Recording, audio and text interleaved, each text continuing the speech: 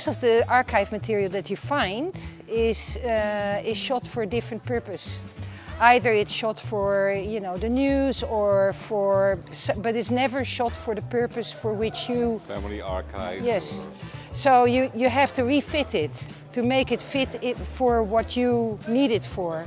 We both in our work, I think like every filmmaker, because we're not specifically working with archive, but of course archive slips into your work in all kinds of different forms, and that's what we're going to talk about and give some examples. So also about how you refit it, how the second hand becomes, you know, like vintage. And the interesting thing about archive is that it is quite often not meant to be presented in a movie or whatever. Like if you do an interview with somebody, he's always aware of the camera, or so there's a kind of, let's say, a performance, even if it's a documentary.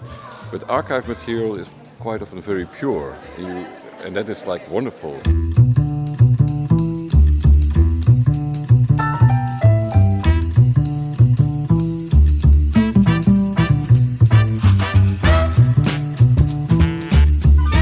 When the full-scale invasion started, I was filming in the Ukrainian-Polish border. I spent a lot of time with people, closely with them, so we would listen to them because there were not enough volunteers as well. I felt that this is the only thing I can talk about in this specific moment because it was just happening. It was like first 3, 4, 5 months, and I had a chance there to do this little film, and it was actually the first ever expression about war for me.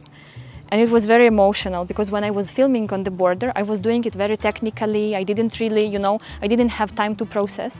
So then when I started doing this short film, somehow it became too emotional because everything what I lived before just appeared. And when I was reading this letter, because this is a letter of a woman, one Ukrainian writer actually, so she just posted it, and it was her love letter, like goodbye letter to her flat in Kyiv, and it was huge, this letter. She would say, like, you know, to everything she left back home.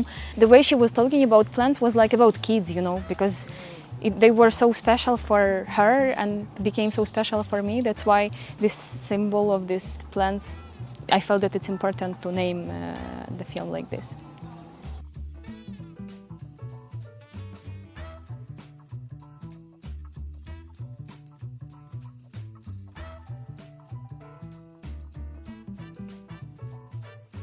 I did this film like 2 years ago, so a lot of things changed, even though the war is still going on, unfortunately, in Ukraine. And back then, when I was just doing this film, it was really more about these memories, you know, for me. And now when I watched it yesterday, the way I perceived film myself was totally different, because now I more agree with this woman who is the main the narrator. I mean, I agree that these things are not important when you can lose your life.